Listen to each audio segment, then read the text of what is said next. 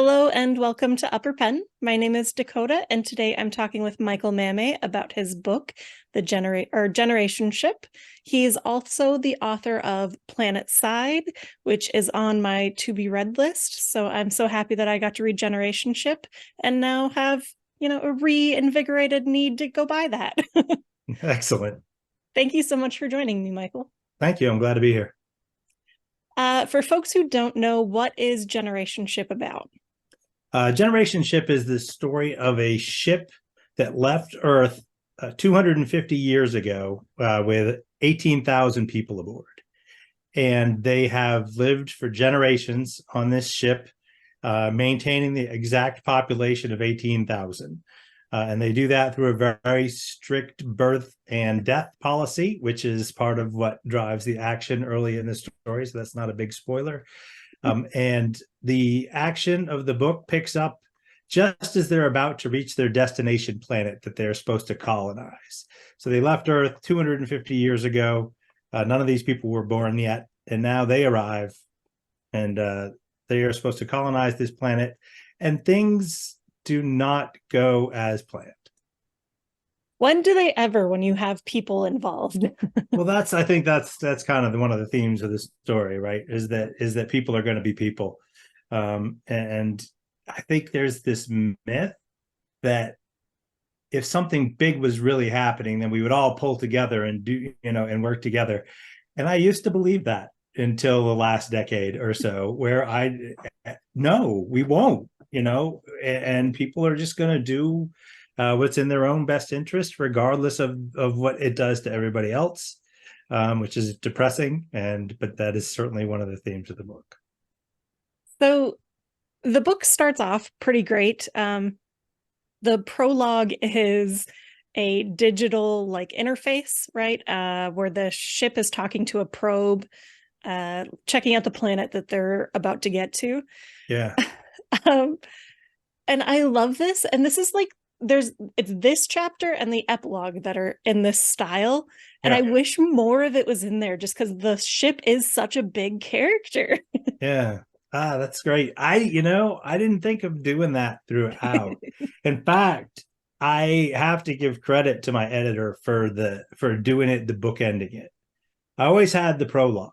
The prologue was there from the beginning, but my editor was the one who said, "Hey, what if you put an epilogue on there with the ship talking to the planet, to the stuff on the planet at the end, just as a kind of to bookend the story?" And I was like, "Yeah, that's a great idea." But I didn't. It started out. It's like my ode to Empire Strikes Back, right? Because you had that probe that the Imperials had sent down to Hoth at the very beginning, the part of Empire that nobody remembers. But if you go back there, there's the probe, right? And when I was a kid, we had that. That was like one of the dolls we had. Like you had the action figures, and this was before action figures were like stay in the box kind of things, and I was 10, so we would play with these things. But somebody had the Imperial Probot, right? The one that went down to Hoth and then got shot. I can't remember if Luke or Han shot it. But that, and that really kicks off the whole story. So that was kind of a weird thing that nobody would ever get by just reading that. But in my head, that's where that came from. I love it because it is such a small detail, but then it really does set the tone for the rest of the book, this prologue, which is difficult because you have so many characters. um, There's a lot of characters. Yeah. there's what, like five main ones or something that you There's shift five. through? There's five point of view characters, and each of them has a couple of other major characters that they interact with that don't show up necessarily in everybody's point of view, but show up. And then some of the main characters, some of the point of view characters show up in each other's point of view. Yeah, it was a very complex. My outline for that was a spreadsheet that just got out of control, and I quit. I just quit doing it. Did you just Um, start writing scenes with each person then? so I've been thinking about this book for since 2018. And in 2018, I was not good enough to write it. I had the idea, all the major concepts for it just were there. but trying to manage that many characters, because my other novels are all first person, and which you'll see when you read Planetside, which is my first novel. That was first person, and there's a degree of difficulty jump in managing all these characters, trying to give them their own voice, so they each sound different. They each have a little bit different dialect because of where they work on the ship, or what they do, or their education level, and just trying to do that and get them all to interact without boring everybody to tears, jumping through so many characters. And it's funny, so I'm probably not supposed to talk about this, but like I'm talking to film people on Friday about this very early, Yeah. nothing, but I'm gonna explain why there need to be more characters, right? So yeah. so you're gonna give more point if you do, because if you do it on TV and you're trying to do 8 episodes, right, you've got to make action in each episode, and some of this book is a little talky. I mean, there are some spots that the politics is what's driving it, and that's kind of what, if you like that kind of thing, this is the book for you, right? Because that's what you're going to get from this. But there's not necessarily a huge beat of action like every hour of television that you might get out of this. So you would have to get that from somewhere, and I think some of that comes from characters who are less explored in the book. That's probably not doing much to help pitch the book, but buy the book. Well, okay, so it really, really reminded me of Silo by Hugh Howey. Do you know that book? Yeah, the book. I mean, The it's TV Silo. show just came out too. TV show is Silo. It was Wool, Wool. right? Yeah. Sorry. I don't know why I always say Silo. It's probably because the TV show just came out. No, I read Wool. I mean, I read Wool when it came out. I mean, it's got to be a decade ago, right? Yeah, he said it was going on 12 years or something. Yeah, it was a while back. It was so far back that I listened to the audiobook and I had an actual disc. Oh, which good. Nobody does that anymore, right? But back in the day when I was just starting audiobooks, I was traveling a lot with work, from work to home, and I listened to that on audio. But I think having so many viewpoints would really, really work for a TV show for Generation Ship. Yeah. And the fact that it is political is just, I think it works really well here, because the point is that there's strife between people. And then I don't know, I just think that's really, I'm excited. Yeah, thank you. It's well, I mean, I would be too. I don't know that's way in the future. But yeah, and I'm a fan of The Expanse. And you get a lot of that politics stuff in The Expanse as well. See, people hear politics and they get turned off, right? They're like, I don't want politics in my books. This is made up politics. This is people who are in competition for each other to get what they want through, talking political means. Yeah. But it's also quite violent at times, not often. But it does get violent. Well, yeah. It's hard to talk about. If this is violent for you, then you might not want to pick up my other books. So it's not that it's like violence that is something that I don't like. It's just like, what happens when you put a bunch of people together in a spaceship that don't agree, and they didn't choose to be there, which is one of the things I love about the idea of generation ships, is at the end, these are not the people that chose to go. Yeah. That's kind of where the story started, right? Is that they're living in this system that they didn't create. And the people who did create it were true believers, right? Yeah. That was 250 years ago. That was literally generations ago. And and it was all scientists, and it was all people who were bought in and absolutely wanted to be on this mission. The people here didn't have a choice. They were born into this, and this is the only life they've ever known. Some of them are afraid to go on to the planet for because that's scary. I mean, the agoraphobia alone, just from leaving a confined environment and going into that, it's something I address, probably not enough in the book, but I do put it in there, where they're kind of going through simulation training just to try to get used to a big sky. It it is strange though, because like I couldn't imagine being cooped up at all like that. And the ship sounds very large. Oh, Like it's there's a bunch of huge. Yeah. decks. Yeah. There's a quip in there that I think it's from the police guy. He's like, some people never leave 3 or 4 decks in their life. It's not many, but there's probably some. Yeah. I mean, I have the ship drawn out on a piece of paper with actual dimensions because the gravity works. Like there's real science and math in this ship so it's got it's a 700 meter diameter. It's 350 meter Oh. radius because that's what, if you're spinning at 1.6 RPM, which is about what humans can handle before they start to barf, on a long-term basis, then that's going to give you one full gravity at the outside wall of the ship. And so that's where all the farmers are, where they're doing that. They're doing the farming and the stuff like that at the outside of the ship with the full gravity. And then they're living in medium gravity is where most of them are living. And then there's the one scene where they go to the middle of the ship and there's almost no gravity at all. Yeah, I think it was really clever how you included the gravity as a political tool for is his name Patel? Yeah, the governor, sure, yeah. Yeah. He's like, yeah, I choose to live, or I choose to have my office in these like awful places. Well, high gravity places, yeah, so other people don't want to come see him as much, Yeah, or and when when they they do, do, they're they're at a uncomfortable. Yeah, yeah. So that also brought me back to this idea of like with people, stuff's gonna go wrong.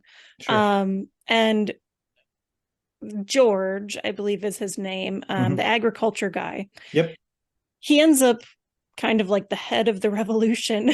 he um, does. Yeah, and he's just like this really soft-spoken guy.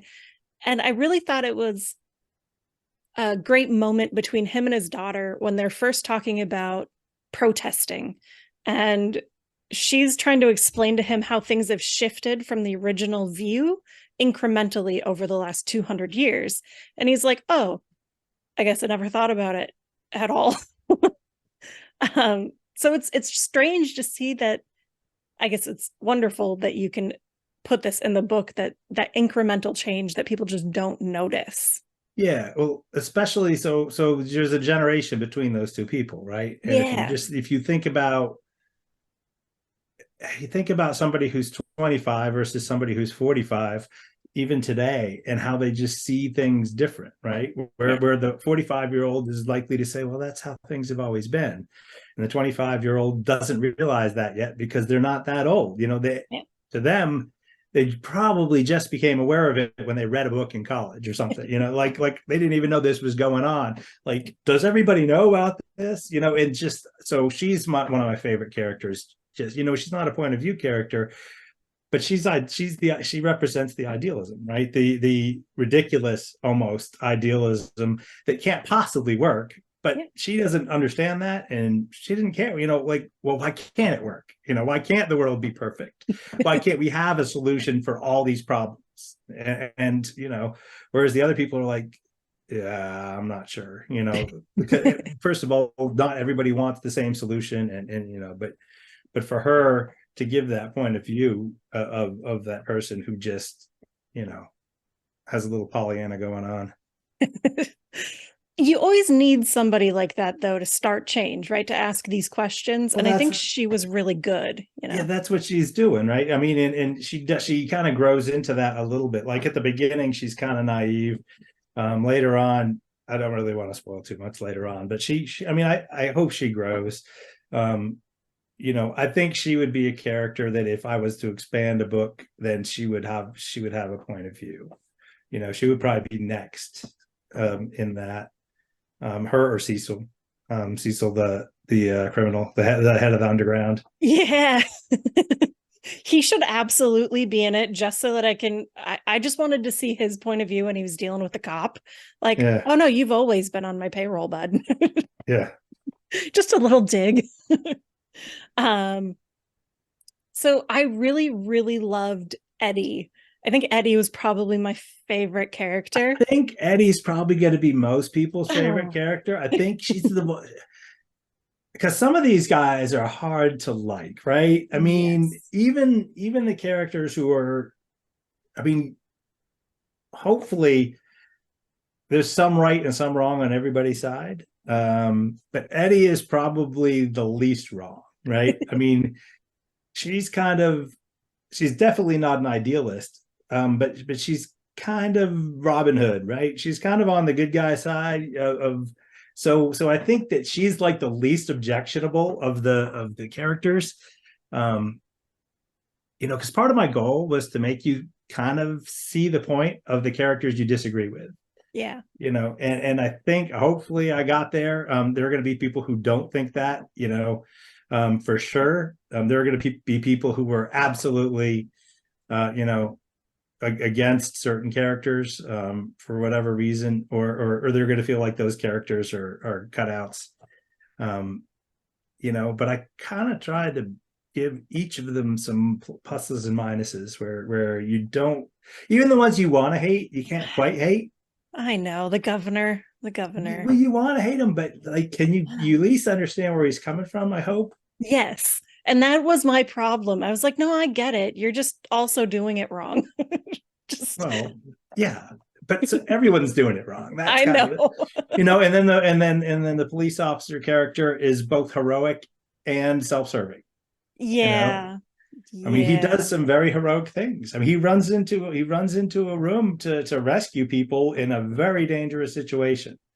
And then he does some really kind of underhanded crap. So Yeah.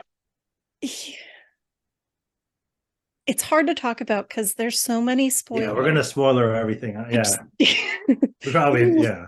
you layered the book too well. Thank you. I appreciate that. Um, I think okay, so Eddie's my favorite.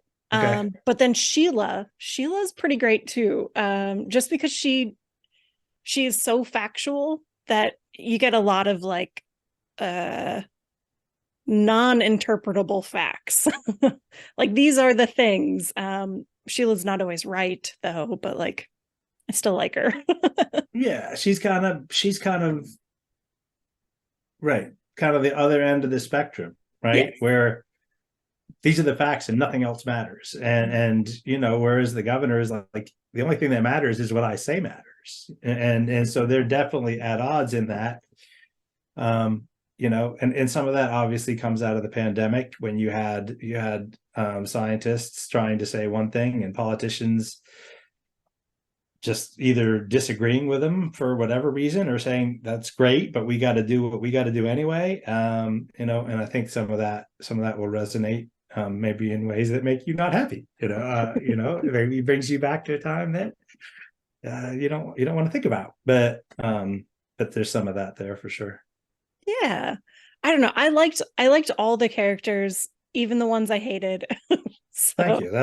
That's the goal, right? I think if I could, like, I want you to hate yourself for liking them. That was kind of what I was thinking when I was trying, because I had to try it. I mean, they were way worse in the early drafts, right? So ooh. like throughout the later drafts, I have to make them like, all right, what am I going to do to make people like this guy, or at least a little bit, right? I mean, the Yeah. governor, for instance, is just great with his wife. I mean, he has probably one of the most healthy relationships of anybody on the entire ship with his spouse.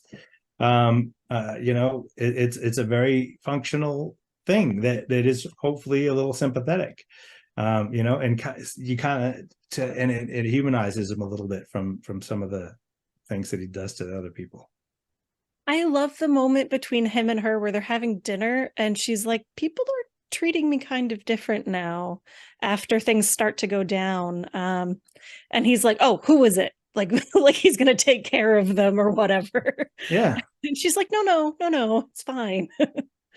But yeah. Um, okay, so the book is very heavily layered, primarily because there's so many points of view adding on top of one another. But how do you decide what information comes first and who gets it first, I guess?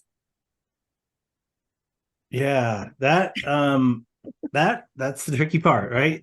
Yeah. How do you decide? I mean, so you want to do, as a rule of thumb, when you're writing multiple points of view, you want to put the information out. You want to bring things to light in the point of view of the character who's the most emotionally invested in that particular thing, right? So if it's has to do with the ship, it probably needs to come out in Eddie's point of view, because that's kind of where she's focused, right, on the internal workings of how the ship does what the ship actually does. If it's information coming about the planet, it probably comes through Sheila, because she's the scientist who studied this planet her whole life, and it's everything to her, more so than even some of her relationships.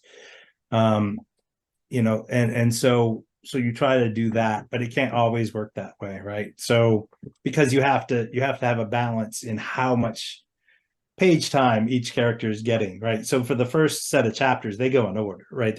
Yeah. There's you're seeing each of the five characters in each of the first five chapters, and then repeating that, and they don't start jumping around in sequence until later on in the book, and that's where it started to get complicated.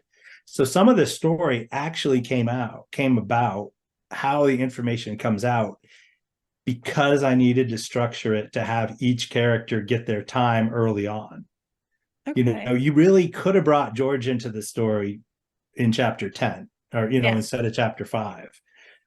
Because his part of the story really doesn't take off until about a quarter of the way through the book. But you can't do that. You've got to give him a story and a reason to exist, because if not, then it feels weird to just bring him in later when people don't know who he is, because you're trying to introduce him Yeah. while he's in the middle of everything that's going on. So you kind of have to give that, well, here's what his life looked like before everything went to hell. um Okay. Early on. Yeah. So I guess that's it. There was a lot of, when you're writing that many points of view, there's a lot of compromise in story and character, right? And for me, character beats story most of the time. Like, I'll change the story in order to make the character come out better, because if you care about the characters, you'll follow the story. But if you care about the story but don't care about the characters, you may not follow it, it's only a threat if somebody's life is being threatened. It only matters to the reader if they care if that character dies.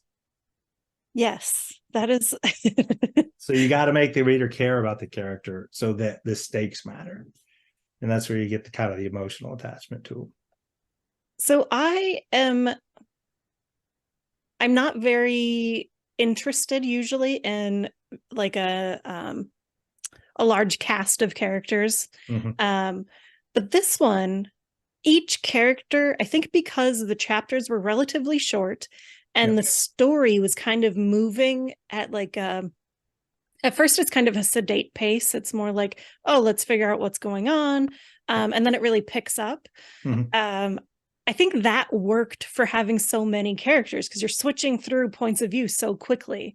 Um, but like, I don't know, like Game of Thrones and stuff, when we're in a character's perspective for most of the book and then it just suddenly switches to someone for like 2 minutes, that I don't love. Yeah. Well, the shows are different. I mean, are you talking Yeah. about the show or The the book? show, really the show. Yeah, because the books are kind of a clinic on how to do it. If you Yeah. if you read, especially the first three books, are kind of a clinic on how to manage multiple points of view character. Because the bottom line is, in my mind, and I'm certainly not the expert on this. There's people who are better at it than I am, but each point of view character has their own story. Those stories happen to be intertwined and working together as the book moves forward, but each character has a beginning, middle, and end of their story, right? And if they were telling it, you could have five separate little books that were now you would get a lot of different thoughts, because if you saw everything from the governor's point of view, he wouldn't see he wouldn't see things the way that Sheila the scientist sees it, right? Yeah.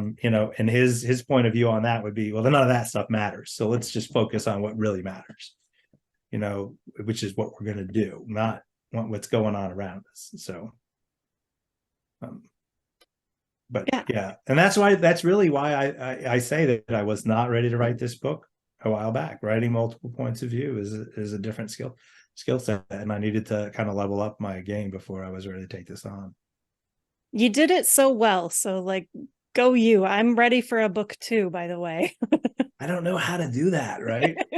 I know Um, it left off in such I a really really kind of it good kind of spot. ends. I mean, it kind of Yeah. ends. It's, and I think that's okay. Yeah. I think I like it to have. I like standalone books sometimes. I mean, I love a series, right? Everyone loves a good series, Yeah. but also a series can be daunting. The Expanse is a fantastic series, right? And I see you got some of it up there behind you. I do, yeah. And I mean, but that's 9 books. I mean, you're investing for a minute. Yeah. You're in each one of those is probably 200,000 words.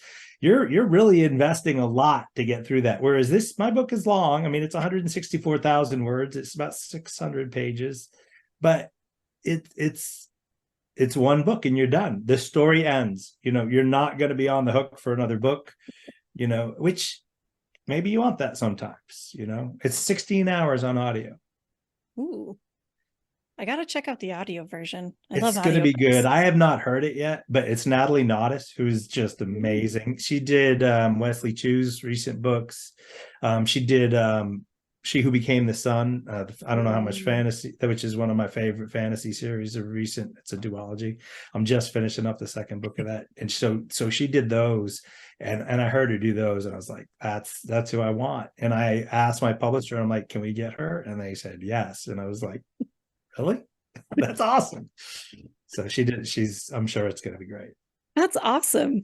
I love these types of books in audiobook format because Mhm. they're character stories really, and I love being immersed in that way for these stories too. So I'm gonna buy the audiobook now. Thanks. All right. Uh, Excellent. um, one of the things that I found interesting about the book is you have a countdown of reaching the planet, Yeah. or being able to go planet side, which is your first book, funnily enough. Mhm. But it doesn't come until pretty far into the book, right? So how did you keep yourself from immediately going to the planet or like having that discussion immediately? Just kind of worked out that way. We had to get to it. It's funny. And I think a lot, I mean, I think one of the criticisms of the book so far, from some of the reviews that I've seen, has been that they wanted to get to the planet sooner, right? And that there's not enough. And it's funny that I added probably 10,000 words on the planet in the final revision because my editor said the same thing. Yeah. He said, "Look," he said, I think there's more to this story." And I'm like, "Brother, this is 150,000 words, and our contract is 135. If you're telling me I got more words, I'll use them." And he's like, "It's got to be as long as it's got to be." And at this point, he'd read it, and I think he knew that we had something, and so he told me I could make it as long as I needed to. So I was able to add 2 more full chapters and then really, really add a lot of material to a couple of other chapters after they've reached the planet. But for me, the story was always on the ship, right? It's called Generation Ship, Yeah. not the planet. It's not called the planet. It's called Generation Ship. And that's where the story, to me, that was the story. And the planet kind of came, I wouldn't say later. I always knew they were going to get there. I had the things that were going to happen on the planet, the major things that they were going to find there. That was in my mind from the start. Um, and I don't even want to say anything else about that because that would be a huge spoiler. Because I mean, like you said, the whole countdown is coming to the planet, and a lot of the mystery early on is What's what's going on? what's what's going to be there. Why is this planet the way that it is? And I will just say that some of what I did on the planet draws from some very, very old school science fiction. And I'm not even going to say the names because even that would be a spoiler to some people. So I love that it's in there at all.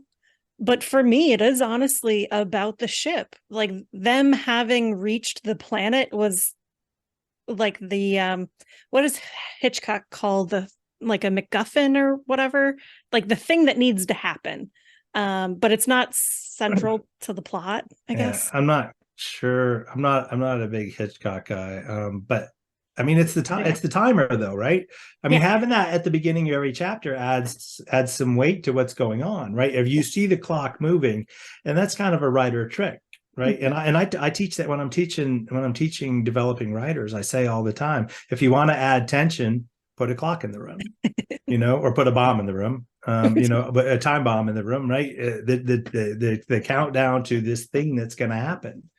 It gives you tension just naturally that you can kind of see it. And by putting it at the top of each chapter, I think you put it back in the reader's mind of like, okay, this is coming, this is coming. I think it But worked it so takes longer well. to come than I think a lot of people are going to expect. Like I Well, think, it does start off at like 180 or mhm. something. So be prepared for a slow burn. Well, that's the goal. Um, I think it really did add a lot of tension too, but it also set the time frame up for when people are doing what, Yeah. which was so necessary with the I multiple points I of think view. so, right? I think so. Yeah, that was another absolutely another reason for doing that is just to keep. I mean, part of the reason for doing it was to keep it straight in my head. Like, all right, how many days have passed? How many? I mean, yeah, I had to renumber those redate those chapters multiple times, right? Like in my mind, when I started with the first draft, I think it started at 270 days out. Oh, But then I was having too much time was passing between chapters and events, and we were missing things. And I was like, okay, well, we're not gonna be able to do that. So when I went back and redid it, I'm like, I had calculated down. I think it was like 41 days that I had to pull out of the timeline. I'm like, all right, let's go through, and there's a lot of math involved in spreadsheets and tears. well, I mean, you did it. It worked, so that's great. Thank you. One of one of the things that I think is pretty great on this is because of that time frame, you get to see like the revolution start very slowly, or this like this movement to stop the system as it is with George. Um, and he's just kind of eased into it until he's not.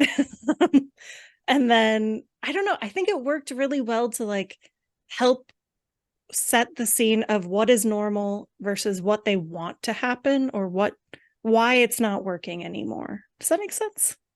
Hopefully. Yeah, I think part of any book that's going to show societal change is you've got to know where the society is. Yeah. And because the ship is a very different society than where we are, it's got some similarities, but it's definitely got some differences. So part of it is being able to show you the ship, right? And set things in different places, kind of in the background, but so that you get an idea for how this ship works on a daily basis, and what people go through and what they're doing on the ship, which again is a very old school science fiction, which I come from that background of having read, old hard science fiction where a day in the life, but not too much, right? You don't want to bog the story down in that. So I tried to kind of keep that in the background of a lot of the different scenes that's going on, where you see things, George especially is always having his meeting in a different room. Why is that? That's so you get to see a different part of the ship, um, but you have to balance that because that's words, right? And that's going to slow you down. So if I'm going to tell you about a new part of the ship, that's going to slow down the story. And you got to kind of find the balance between keeping the story moving, which is, it's a political story. There's a lot of pieces of it that could be slow if you let them. And you got to kind of try to keep it moving. So you can only show snapshots of it, right? And then let people's brains fill it in. I think that is the magic of writers, especially science fiction writers. Here's the bare bones of the idea of the ship, and now it's yours. Yeah, well, and it depends too, right? You're going to get a really, really different read from this if you're a true science fiction fan who has read in that subgenre, right? Generation Ship is not new. I did Yeah. not invent it. I was amazed that the title was available and we got to use it. I'm like, really? No major books have ever, I mean, there are a couple of self-pub books that sold a few copies, but that I'm like, I can't believe nobody's used this. And my editor was like, really? Nobody's used this? Well, we should take it. So, that's kind of how the title, that was a working title. I did not think we would get to keep it. Because generation ships, I did not invent them. They've Yeah. been going on, they're in, I mean, there is a generation ship in the Expanse, the Mormons ship that kind of plays its own role. It's really, you don't get to see too much of what happens with it because it gets kind of stolen and that. But yeah, I certainly didn't invent the generation ship. It's been going on, probably. So I have Ringworld by Larry Yeah, there you Niven. go. Yeah, And sure. like it's not technically a generation ship, but it is very much the same idea, right? Yeah, Of and that's some of the earliest science fiction that reading Niven and Purnell yes. was something that, I mean, like, I'm trying to think. Footfall was one. Some of those old books, which don't necessarily lend to this story, but the way that they told stories certainly is something that I've lived with for. Oh, that's books from the 80s. I mean, that's a long time. You probably, you're not as I old as me, but mm, yeah, probably not. no, definitely not. But I love that era of science fiction, this Mhm. like hopefulness, but also there's still real issues. And I think you capture that in Generation Ship, and I was so thrilled to see it. So like I'm excited to read everything that you've written now because I Well, thank love you. this so much. Yeah, everything I've written will be very different from this, but hopefully you'll see some of the same stuff. Well, that's perfect though. What are you writing right now? I am.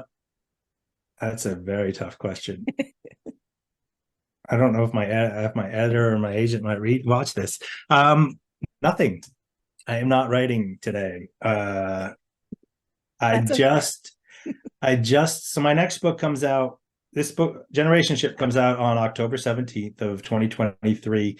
My next book comes out in 2024, and I turned the draft into my editor about a week ago, and that is Planetside 4. It's called Dark Side, and so I've gone back to the Carl Butler universe. So that was originally three books. It's not exactly a trilogy. They're each kind of standalone, but it's kind of a duology and then a standalone, if that makes sense. Planet Side and Space Side kind of encompass one story. And then Colony Side is its own story with the same characters. So I prefer to think of it as more like seasons of a show, right? Yeah. Where you have a big bad for that season and the season wraps up and you got them and you're going to start a new season. You know the characters, some of the relationships and things like that carry over from season to season.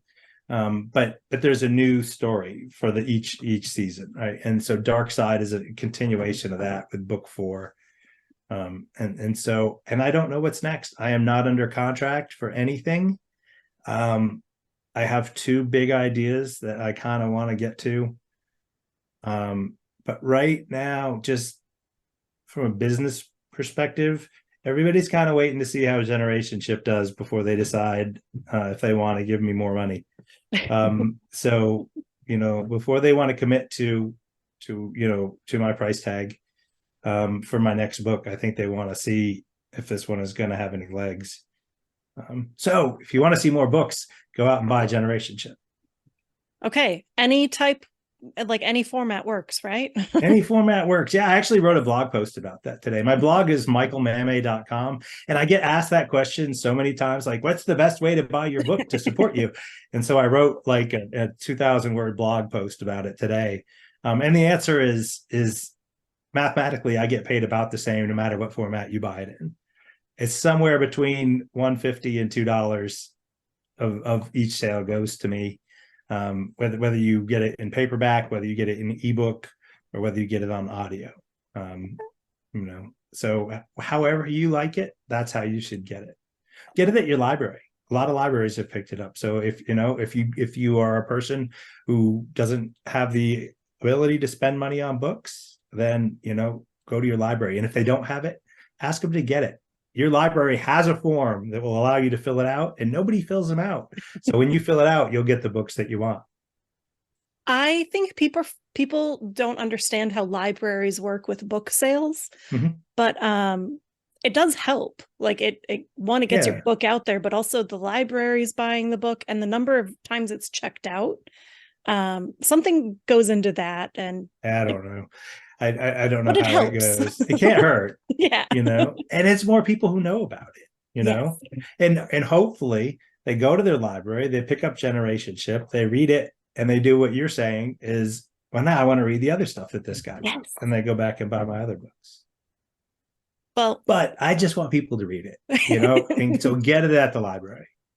If that's, I mean, if you want to get it at the bookstore, that would be fine too. Well, I'm super stoked for the audiobook. So I hope a lot of people buy the audiobook and just keep pumping audiobook sales. I don't remember where I was going. Well, I guess that's all I have today. Thank you so much for talking to me. No, thanks for having me on. I appreciate it. Yeah, I'm glad to come on and talk. I probably derailed your conversation. Like, you probably had these great talking points, and I just like went all over the place. But that's that's kind of what I do. When you're a writer, you sit by yourself all the day. So like when somebody wants to talk to you, you got a lot of stuff to say. Yeah, and that's the best interview for me, honestly, because I don't have to do as much work. Yeah, absolutely. Well, thank you so much again for being here, and everybody should go check out Generation Ship, the audiobook, the ebook, or the physical copy. Thanks, and have a great night. All right, thank you.